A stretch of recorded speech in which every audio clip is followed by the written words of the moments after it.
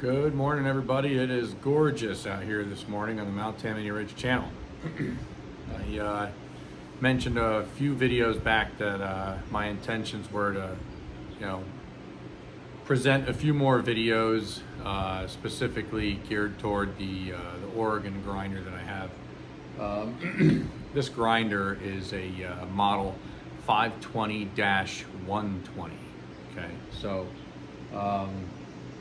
I may have mentioned it in previous videos, but it came with 3 stones, one of which is for a smaller chain. This one here is for any of the bigger chains, I imagine, from probably a 40cc and up.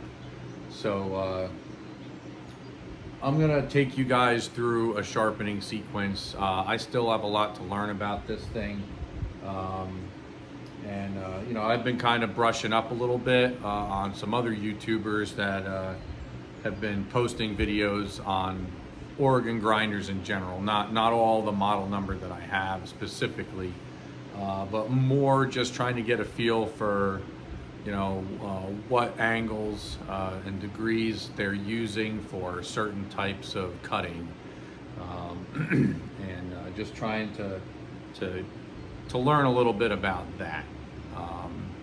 So yeah, I'm going to take you guys through a sharpening sequence. I'm going to show you what I have done before, what I'm going to try today, and I may actually sharpen the chain that I used to make the video where I sharpened all those fence posts in the bundle. There was a whole lot of staples holding those barcode tags on there. So it's chewed up, quite a bit of those teeth. Not anything, terrible. I could probably just go back through and hit them with a file. But I'm gonna use that as an excuse to run a second chain through. So I'm running both of my Oregon chains through. They're both for the 32-inch bar. And then I think what we'll do is sometime a little bit later, I'm gonna bring you guys down to the wood yard. And there's an ash log down there that I want to buck up, and also some maple that I need to buck up and get ready to send through the splitter. So I'm gonna stop yammering here. I'm gonna get you guys set up at a better angle, I hope. Hopefully I won't be sitting in front of the camera on this one. Okay, so before I get into the actual kicking the machine on and filing, I'm going to talk a little bit about the angles that I'm going to try using today. This angle here is pretty much, it's a pretty standard number. I could be speaking off inaccurately about that, but it seems to be 30 degrees for your bevel. For the side cut, the side plate cutter, that seems to be what a lot of chains use, from what I've seen. So this can angle to the right, it can also angle to the left for the teeth on the other side of the chain. And this top piece here, from this point here, okay, I've noticed that there are some sharpeners out there that don't have this adjustment. Now, excuse me, this whole top piece can rock forward and back to get a bevel inside the gullet here. I guess it, a lot of them look like they're literally, this does not rock at all. I could be wrong. Maybe there's a different adjustment on that style of sharpener that they have to get that grind. But this one here, there's a knob underneath, okay? And you loosen that knob and it allows you to rock this, and that same knob also gives you the ability to change your rotation. So anyway, but with this one, we're gonna go with the 30 degree, okay? And then in the back here, there is, some people are using 60 degree. I've tried 60 degree. It's not a hungry chain. At 60 degrees, it doesn't seem like it's a hungry chain. I really didn't give it much of a chance to find out if maybe it was a chain that held an edge longer. That could be a benefit. I could be wrong as well. My thinking is that a less steep chisel would create more heat, is the way I would think it would be. I could be wrong, but who knows? So I'm gonna try to go around like a 50-degree angle. Now there's like a blue index line there, like a wedge that Oregon has suggested somewhere in that wedge. So anywhere from, I think it's like 50-degree to 55-degree. So I'm gonna go with 50 this time, and I'm gonna put it through some wood later and see what kind of difference we have. I still have some learning to do on rocking here. Now it seems like everybody that uses this grinder, this model that has this rocking feature, it looks like everybody's kicking it all the way when they, one way or the other. It doesn't seem like anybody's using any sort of in-between variation or anything like that. And I really don't see anything on here to indicate, there's like no indicator on here anywhere to tell you, other like little hash marks or anything to tell you, what you might want to use and what's been used or anything. So let's move forward with this and go cut some wood. All right, so one thing you're probably going to notice right here is that this motor for this grinder is very quiet, and that's nice, because there's sometimes our bedroom wall is shared with the garage. So when I'm out here, later in the night, if I can't sleep or something, I might come out and do a grind on some of these chains, and it's really nice to know that I'm not out here making a ton of noise. So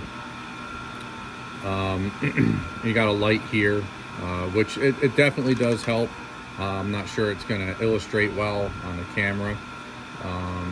And obviously I got very bright lights behind me, so it's probably not even going to help me very much on a day like today. But when I'm out here at night and I don't need a ton of light, that light's more than enough for me to see, especially after I have it set up. So I'm going to bring this thing in and get an idea of where I am on that tooth. Okay, so I'm like pretty much right where I want to be. Okay.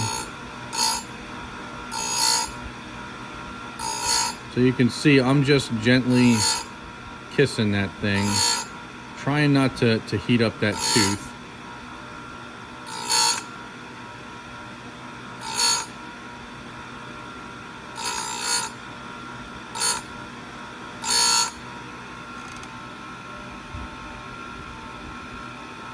That does feel real nice. Now one of the things that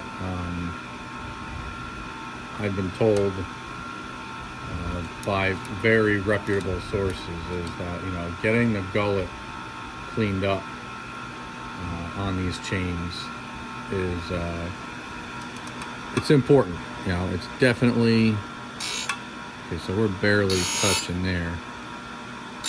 We're getting the side plate some. So,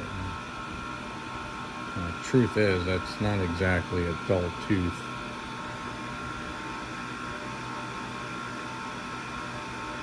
I'm not sure that I would call it cat claw sharp either, though. So this adjustment here, I don't make it a practice to, matter of fact, I'm gonna stick with what I know to do, and I'm just going to have to do a second pass on this to sneak up on the tooth that come up short. So I don't want to have an uneven chisel of the top plate, that is.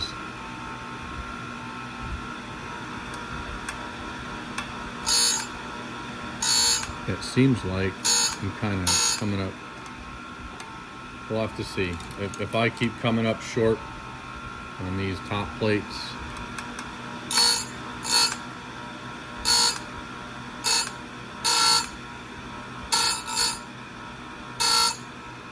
it seems like I'm coming up short on them more often than not. So I might just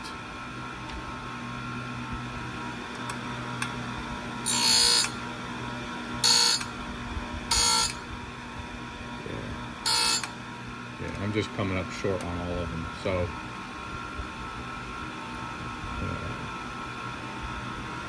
bring that forward. Let me shut this motor off. I want to try to make this adjustment if it's not running.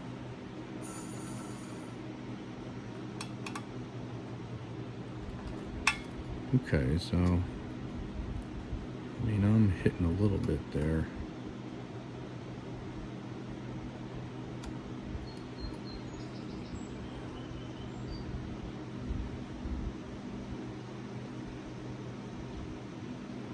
Okay, we're gonna try that.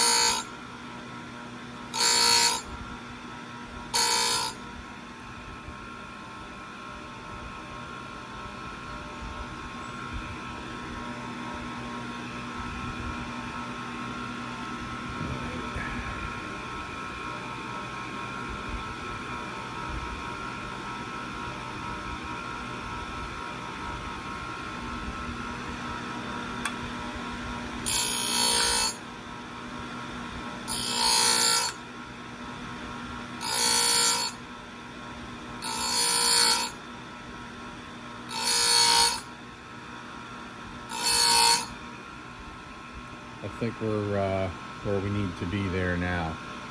Okay, so before I go and move on, I thought I had my permanent marker out here, but I'm going to use my permanent marker. I'm going to mark this top plate so I have a starting, beginning and end. Okay, well, you guys didn't feel that, but that took a few more minutes than I intended it to. But we're back on it now. Having the the camera tripod in as close as it is between the 3 legs on the stand for the sharpener and the 3 legs for the tripod, it can be quite interesting getting back into this stool here. But all right, so I'm gonna stop talking. I might put on some tunes, speed this up a little bit so that you guys don't have to sit through the whole thing, or at least you can sit through the whole thing without actually having to sit through the whole thing. So basically what you're going to see me doing, aside from the obvious of the sharpening, is you'll see me basically go through the chain twice. That way all my top plates have as even of a grind on them as they can. I'll catch up with you guys after I go through all that.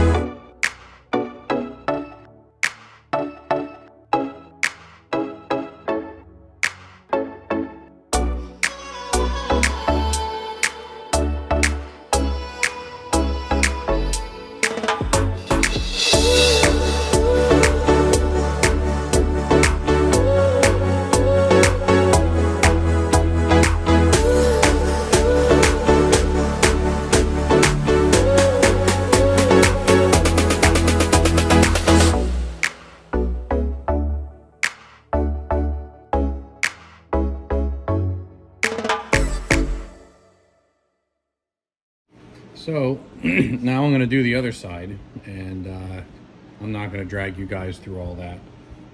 Here's the chain I had marked with the marker, and I'm going to get this thing flipped around, do the other side, and then we'll get on to doing some cutting. Nope, we ain't going down to play with the chainsaw. So here I am. It is now, I think it's 4:15 now, and I haven't even had a chance to put the sharpened chain on the saw. However, a couple other things got slipped into the priority slot, and we have some rain coming this week, so the driveway needed to be York raked again. We had a pretty big trench going down the middle. Normally, if we had some rain coming and we already had a trench, if it wasn't down to dirt, we would just kind of leave it alone. But considering you can clearly see the difference in the soil, so I wanted to fill that back in, give the storms this week something to do. That way they can re-employ me at the end of the week at some point to pull all that back into the trench.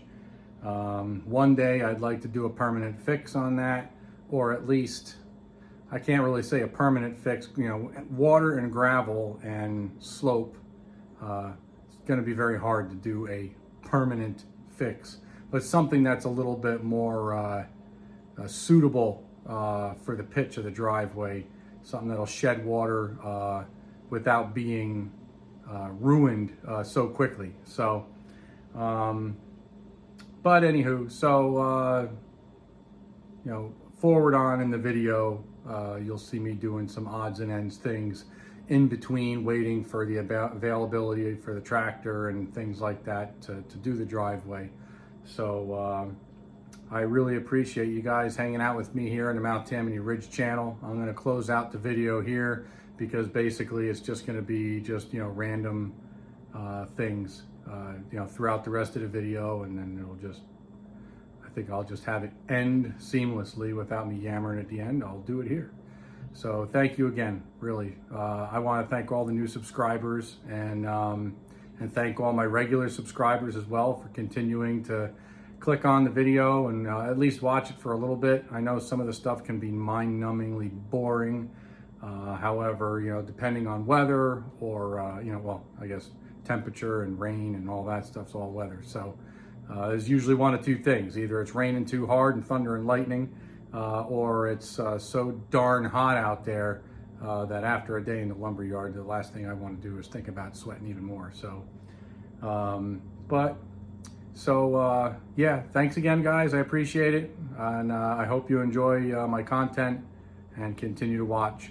If you could, hit that like button, subscribe, maybe share with some of your friends that might be interested in some of this content. And, you know, just so anybody knows that maybe had kind of come into this channel in more recent months, I have over 300 videos, I believe.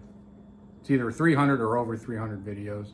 So if you guys wanted to look back in the history and see if maybe there's anything else that you might find interesting to watch, they're there. So some are going to be better than others. It's just like any other channel. So have a good night, and I'll catch you on the next video.